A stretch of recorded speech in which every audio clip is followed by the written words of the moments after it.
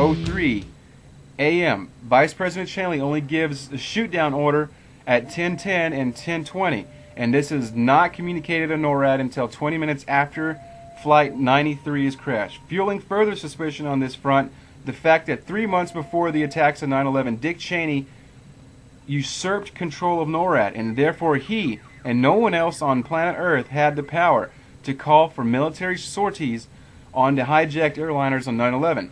He did not exercise that power. 3 months later, after 9/11, he relinquished command of NORAD and returned it to a military operation, which means he held on to that. Alright, number 9. Scores of mainstream news outlets reported that the FBI conducted an investigation of at least 5 of the 9/11 hijackers being trained at U.S. military flight schools. Those investigations are now sealed and need to be declassified. Number 10. In 2004, New York firefighters Mike Malone, Nicholas DeMasi went public to say that they had found the black boxes in the World Trade Center, but were told to keep their mouths shut by FBI agents. Nicholas DeMasi said that he escorted federal agents on an ATV in October 2001 and helped them locate the devices. A story backed up by rescue volunteers Mike Malone. As Philadelphia Daily News reported at the time, their story raises a question of whether there was some type of cover-up at Ground Zero. Number 11, and there's 20 of these, so we got 9 more. Hundreds of eyewitnesses, including first responders, fire captains, news reporters, and police, all describe multiple explosions in both towers before and during the collapse. Number 12. An astounding video uncovered from the archives showed BBC News correspondent Jane Stanley reporting on the collapse of Building 7 over 20 minutes before it fell at 5:20 on the afternoon of 9/11. Tapes of the early BBC broadcast show news anchors discussing the collapse of Building 7 a full 26 minutes in advance. BBC, that's British Broadcasting Corp, at first claimed that their tapes from 9/11 had been lost before admitting that they made an error in reporting the collapse of 7 before it happened, without adequately explaining how they could have obtained advanced knowledge of the event. In addition, over an hour before the collapse of Building 7 at 4:10 p.m., CNN's Aaron Brown reported that the building has either collapsed or is collapsing. So they're breaking the news before it even happened. They got the inside information.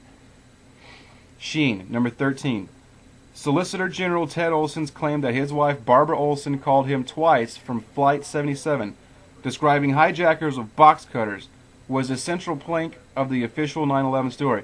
However, the credibility of the story was completely undermined after Olson kept changing his story about whether his wife used her cell phone or the airplane phone.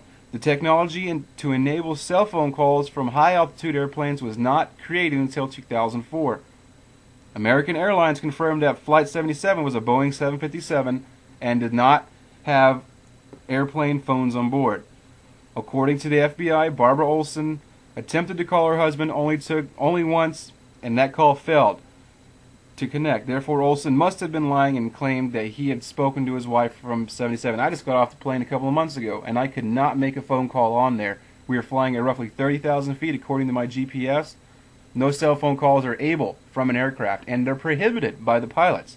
Alright, onward. Number 14. The size of a Boeing 757 is approximately 125 feet in width, and yet images of the impact zone of the Pentagon, supposedly caused by the crash, merely show a hole no more than 16 feet in diameter. The engines of the 757 would have punched a hole bigger than this. Never mind the whole plane. Images before the partial collapse of the impact zone show little real impact damage, a sparse debris field completely inconsistent with the crash of a large jetliner, especially when contrasted with other images showing airplane crashes in the buildings. Number 15. This is the best one right here. What is the meaning behind the following quote attributed to Dick Cheney, which came into light during the 9/11 Commission hearings? The passage is taken from testimony given by Secretary of Transportation Norma Mentia.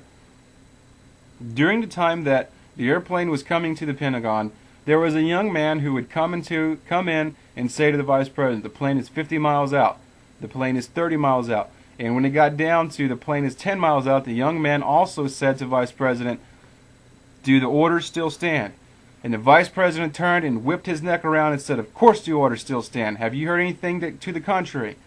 As the plane was not shot down, in addition to the fact that the armed fighter jets were nowhere near the plane and the Pentagon defensive system was not active, are we to take it that the orders were to let the plane find its target? Number 16. On May 2003, the Miami Herald reported that the Bush administration was refusing to release a 900-page congressional report on 9/11 because it wanted to avoid enshrining embarrassing details in the report, particularly regarding to pre-9/11 warnings, as well as the fact that the hijackers were trained at the U.S. flight schools, military schools. Number 17. Top Pentagon officials canceled their scheduled flights for September 11th on September 10th. San Francisco Mayor Willie Brown, following a security warning, canceled a flight into New York and was scheduled for the morning of 9/11. Number 18. The technology to enable cell phones from high-altitude air flights was not created until 2004, and even by that point, it was only on a trial phase. Calls from cell phones, which formed an integral part of the official government version of events, were technologically impossible at the time, and they're still technologically impossible today. I got an iPhone, and like I said, I just got off the plane a couple of months ago at 30,000 feet at cruising speed. No cell phone service. Could not make a call, could not text message, could not email, could not access the App Store, could not access iTunes, none of that shit. 19. On April 29, 2004, President Bush and VP Cheney would only meet with the commission with specific clandestine conditions. They insisted on testifying together and not under oath. They also demanded that their testimony be treated as a matter of state secret. To date, nothing they spoke of that day exists in the public domain. They didn't even report it, man.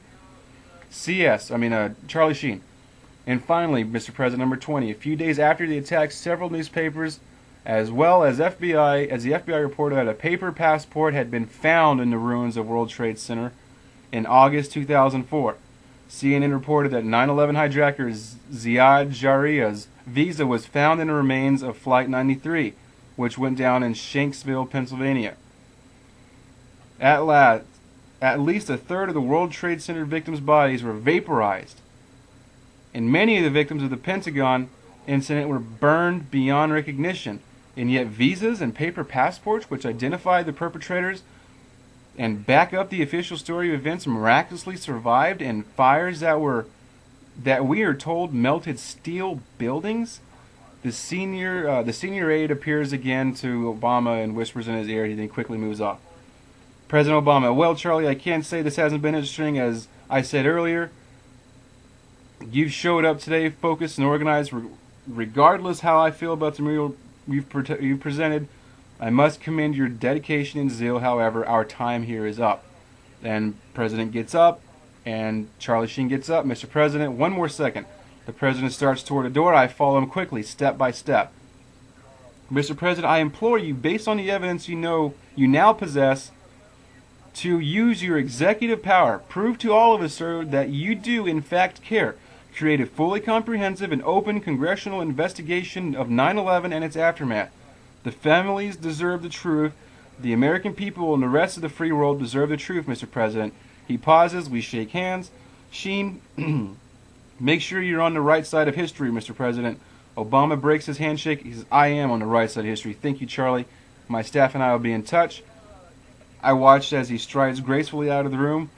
The truth I provided him held firmly in his hand, and I had a problem, whatever.